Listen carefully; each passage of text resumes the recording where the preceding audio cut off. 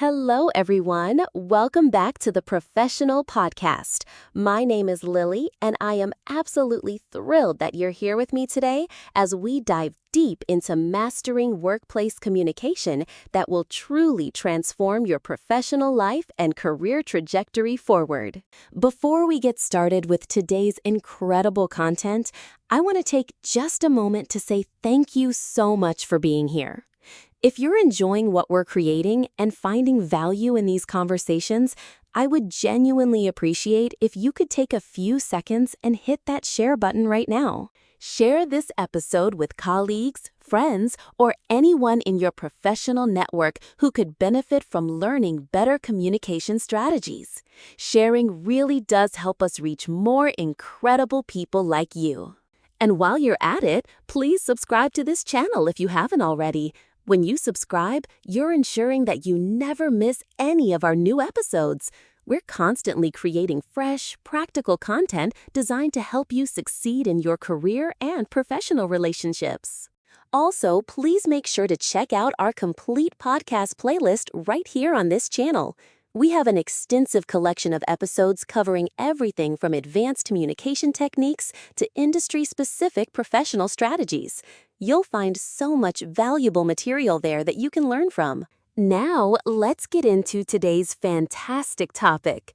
Today, we're going to explore one of the most important and transformative subjects in professional development, mastering the art of workplace communication and corporate office dynamics.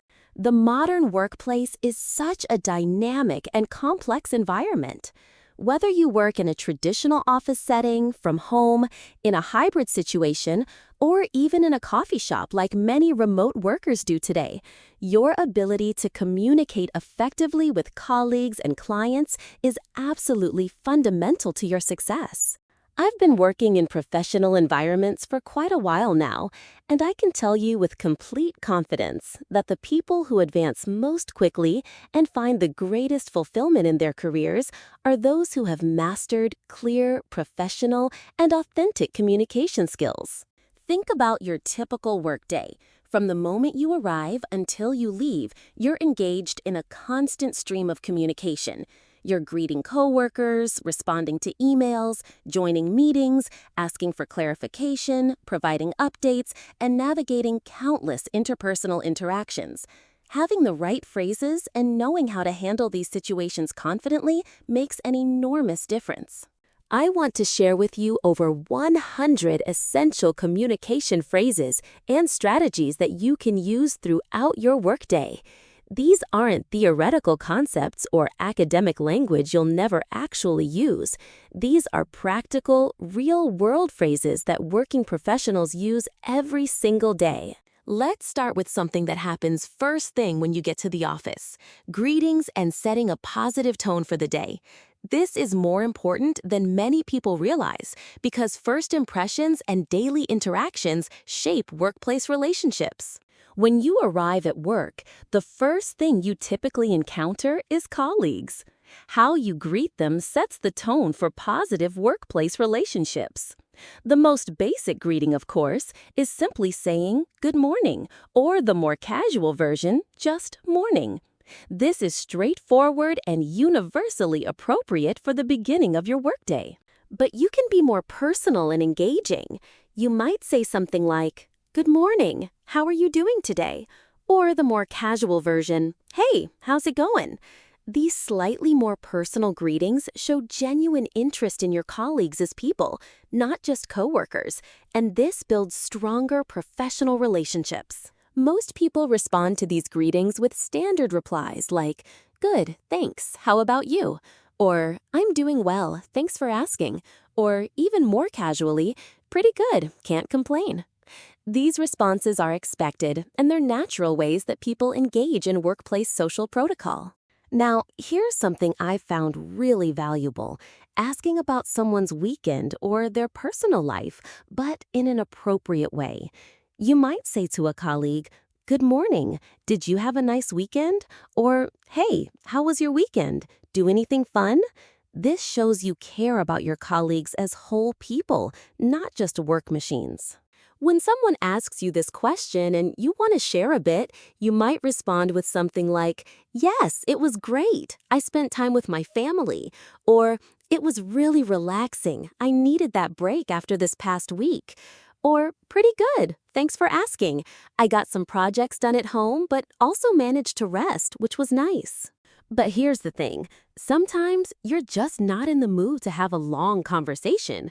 Maybe you're focused on getting work done, or you're just not feeling very chatty that day. In that situation, it's perfectly fine to keep your response brief and redirect the conversation to them instead. You might say something like, "It was good. Thanks for asking. How about yours?" Or simply, "Pretty relaxing. Thanks." This allows you to be polite and maintain the connection without committing to a long conversation. By asking them about their experience, you give them something to talk about, and you're still being friendly and professional without oversharing or spending too much time on personal conversation. Once you've greeted your colleagues and made your way to your workspace, the next step is typically checking your digital communications. You'll likely have emails waiting for you, messages from various platforms, and probably notifications of various kinds. This is where you might say to yourself or a colleague, "I need to check my emails right away," or "Let me see what messages came in overnight." If you've been out of the office for a few days, or if you're dealing with an especially busy period, you might express some frustration about the volume of communication. You could say things like, "Oh no, I have so many emails," or "My inbox is completely full," or "I'm going to be busy just getting through these emails first thing." When you're systematically going through your emails and messages, there's a useful phrase, "I need to go through my emails," which means you'll carefully read each one and respond appropriately. This is different from just quickly scanning them. Going through something means examining it carefully, one item at a time, giving each one attention and consideration. One of the most important professional relationships in your work life is your relationship with your manager or boss. Effective communication with leadership is crucial because they're the people who assign your work, evaluate your performance, and impact your career growth and advancement significantly. When you need to speak with your manager, it's important to be respectful of their time because managers are typically very busy people juggling multiple responsibilities. The professional way to approach this is to ask politely if they have a moment. You might say, "Do you have a minute?" Or, "Can I talk to you about something?" Or even more formally, "When you have a moment, could we discuss something?" Now, if your manager looks extremely busy, maybe they're on the phone or focused intently on their computer screen, it's considerate to acknowledge this before asking for their time. You might say something like, "I know you're really busy right now, but when you have a moment, could we discuss this?" Or, "Sorry to take up your time, but I had a question when you get a chance." The phrase, "sorry to bother you," is incredibly useful in professional settings because it acknowledges that you're aware the other person is busy and might have other priorities. When you say, "Sorry to bother you, but I have a quick question," you're being considerate and showing professional awareness of their time constraints and busy schedule. To bother someone means to interrupt or disturb them, usually when they're busy or focused on something else. It's not rude to use this phrase. It's actually quite polite because it shows you understand they're busy and you appreciate their time. When someone responds by saying, "No bother at all," or "It's no bother," they're telling you that it's fine and they're happy to help you. Once your manager has indicated they have time to talk, you need to clearly state what you need. If you need help understanding something, you might say, "I have a question about the project," or "I need some help with something," or perhaps, "Could you clarify something for me? I'm not completely sure I understand." The word clarify is a professional and important term. To clarify something means to make it clearer or to explain it in a way that's easier to understand. If something is confusing or unclear to you, asking someone to clarify it shows that you want to understand correctly before proceeding. This is much better than pretending you understand and then doing something wrong. You could ask your manager, "Could you clarify the expectations for this project?" Or, "I need clarification on what you mean by the scope of work." Or, "Can you clarify the timeline for this assignment? I want to make sure I understand the deadlines correctly." When asking about when something needs to be finished, you might ask, "When is this due?" Or, more formally, "What's the deadline for this project?" The word deadline refers to the specific date and time by which something must be completed. It's critical information for managing your time and priorities effectively. When your manager gives you a new task or assignment and you're not completely certain you understand everything they've explained, don't just nod and hope you figure it out later. It's much more professional to ask for clarification. You can say, "Could you explain that again?" Or, "I'm not completely sure I understand. Could you go over that one more time?" Or, "I want to make sure I have this right. Can you repeat the key points?" Many people feel shy or embarrassed about asking for clarification, thinking it might make them look unintelligent. But in reality, the opposite is true. Asking thoughtful questions and seeking clarification shows that you're professional, detail-oriented, and committed to doing quality work. It's far better to ask for clarification than to produce work based on a misunderstanding. Here's an excellent technique. Repeat back what you think your manager said to confirm your understanding. You might say, "Just to confirm, you want me to finish this by Friday at the end of business day, and I should focus on quality over speed, correct?" Or, "So if I understand correctly, this project needs to be completed with input from the marketing team and the design team. Is that right?" This technique is sometimes called active listening or confirmation.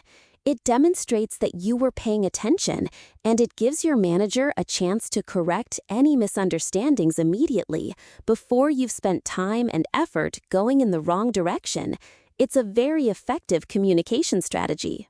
Meetings are a fundamental part of corporate life, and I think most people would agree that they take up a significant portion of the workday. Some meetings are incredibly productive and valuable, while others can feel like a waste of time. But regardless of how you feel about meetings, it's essential to know how to communicate effectively within them. The first meeting-related communication is usually about scheduling. When you need to set up a meeting, you might say to colleagues or team members, "Let's schedule a meeting to discuss this." Or, "Can we meet to go over the project?" Or, more directly, "Would tomorrow at 2 o'clock work for a meeting?" When suggesting a specific time, you might say, "Can we meet at 2 p.m.?" Or, "Would 3:30 work for you?" Or, "I'm available Thursday afternoon if you want to meet then." You're looking for a time that works for everyone involved, which can be challenging when coordinating multiple schedules. However, sometimes the time someone suggests doesn't work for you because you have something else scheduled. In professional language, this is called having a conflict at that time. You might say, "I have a conflict at 2 p.m., so that doesn't work for me." Or, "That time doesn't work because I have another meeting scheduled." Or, 2 o'clock doesn't work, but I'm available at 3 instead." A conflict in scheduling means you have a prior commitment or another event scheduled at the same time. It's a polite, professional way to explain why you can't make a particular meeting time without having to provide detailed reasons for what else you're doing. When a proposed time actually does work for your schedule, you should confirm this clearly. You might say, "Yes, 3 o'clock works for me," or "That time works perfectly," or "Thursday at 10 a.m. works great for my schedule." Being clear about your availability helps ensure everyone is on the same page. During the meeting itself, you'll want to participate and contribute meaningfully. If you want to share information or give an update on your progress, you might say something like, "I'd like to share an update on the project we've been working on," or "Can I go over the progress we've made so far?" or "I want to brief everyone on where we stand with this initiative." Sometimes during a meeting, you'll want to contribute something that someone else didn't ask you to share. You might interrupt politely to add your input. Professional phrases for this include, "Sorry to interrupt, but I'd like to add something," or "Can I just add something here?" or "If I may, I'd like to contribute to this discussion," or even the slightly more formal, "May I suggest an alternative approach here?" When you say, "If I may," you're using formal, respectful language that acknowledges the other person's position and asks permission to speak. While it's formal and perhaps old-fashioned in some modern workplaces, it's always appropriate and shows excellent professional etiquette. In meetings, you'll often encounter opinions and ideas from other people. Sometimes you'll completely agree with what they're saying, and sometimes you'll have different perspectives. When you agree with someone in a meeting, you have several options for expressing this professionally. You might say, "I completely agree with that," or "That's a really great point," or "I think that's an excellent idea," or more simply, "I agree." You can also say, "I hadn't thought about it that way, but now that you mention it, I think you're right," which shows you're open-minded and can be influenced by good ideas. Now, disagreement in meetings requires more care because you want to maintain professional relationships even when you don't see eye to eye on an issue. This is where diplomacy and respectful communication become crucial. Simply saying, "No, I disagree," or "That's wrong," is too blunt and can damage professional relationships unnecessarily. Instead, you might say something like, "I see your point, but I have a slightly different perspective," or "That's an interesting idea. However, I'm wondering if we've considered this angle," or "I respect your opinion, but I think there might be another way to approach this," or "I appreciate the suggestion, but I have some concerns about that approach." These phrases acknowledge the other person's viewpoint while still allowing you to express your disagreement respectfully. A great technique is to ask the other person if they've considered something, like, "Have you thought about how this might affect our timeline?" Or, "Have you considered what this would cost in terms of resources?" This invites them to think about alternatives without confronting them directly. As meetings draw to a close, someone usually needs to summarize what was discussed and what the next steps are.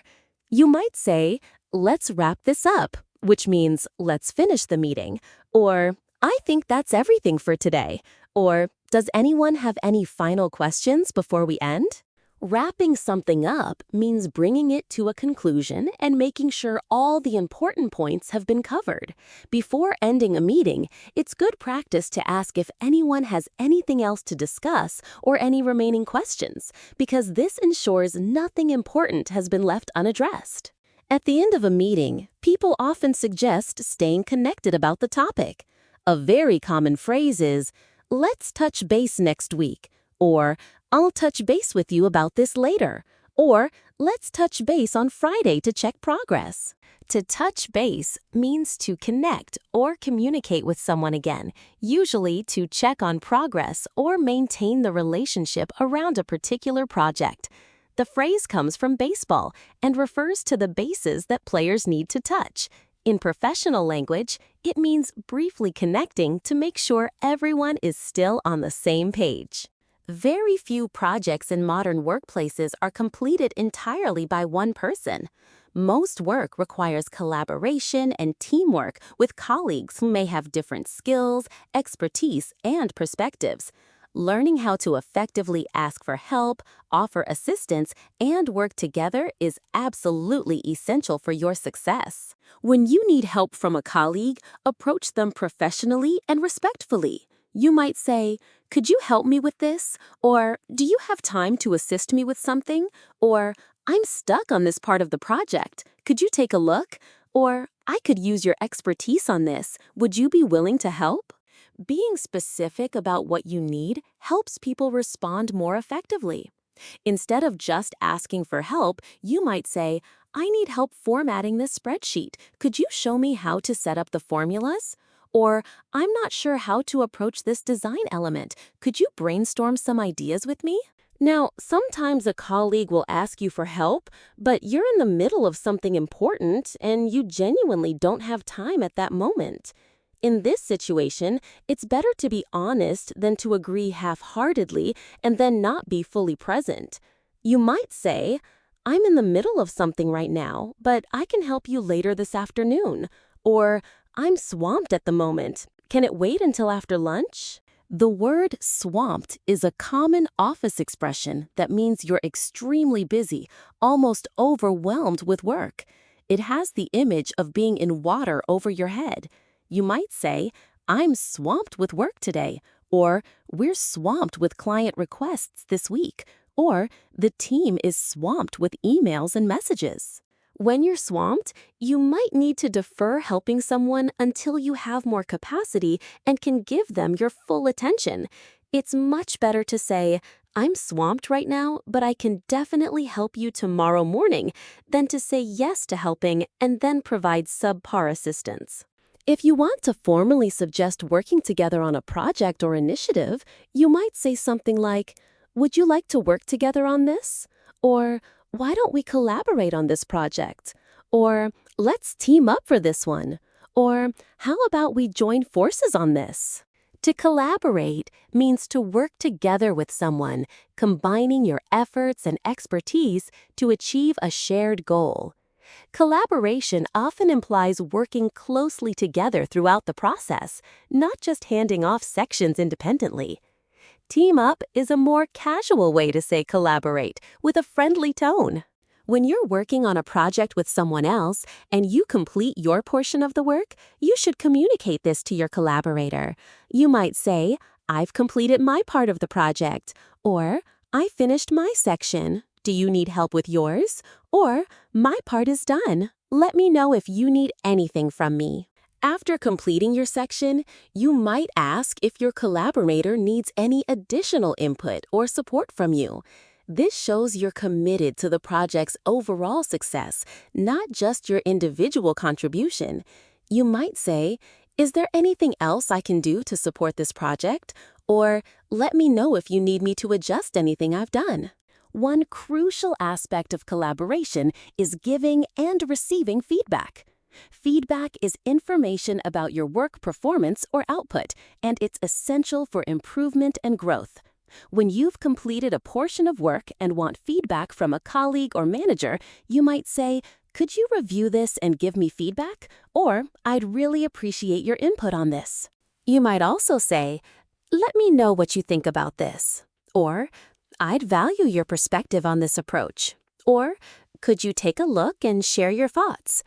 Being open to feedback shows humility and a commitment to continuous improvement, which are valued professional qualities. When asking for input, you're asking for someone's ideas, opinions, or suggestions.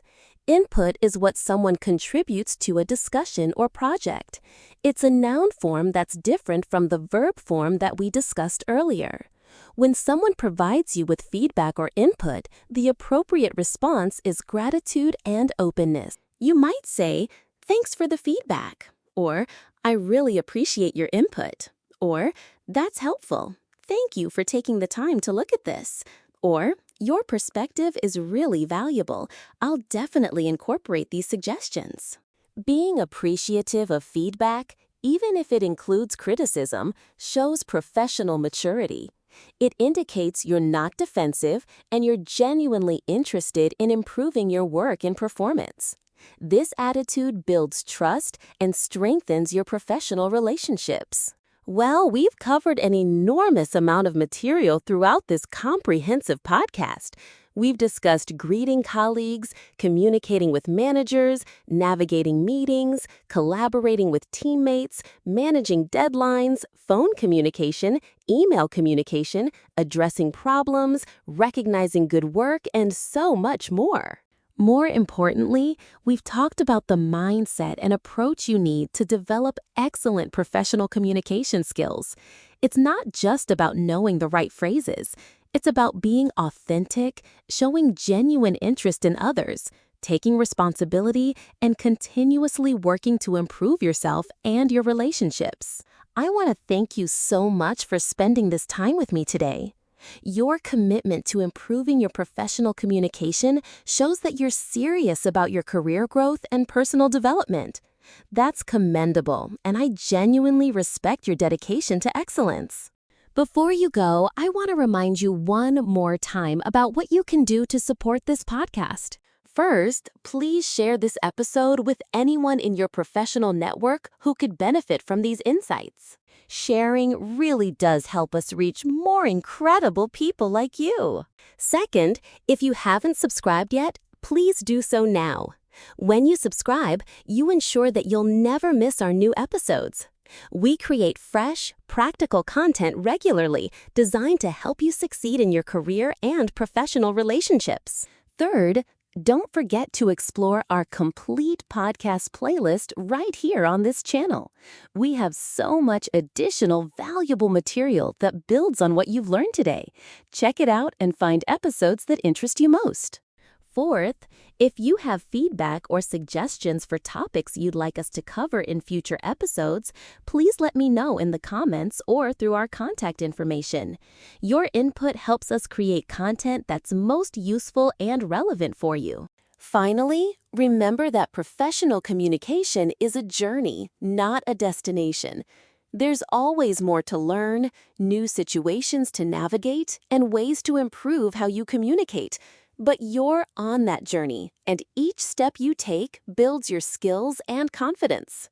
Thank you again for being here. I'm Lily, and I've absolutely loved spending time with you today discussing these important topics. I hope you found tremendous value in everything we've covered.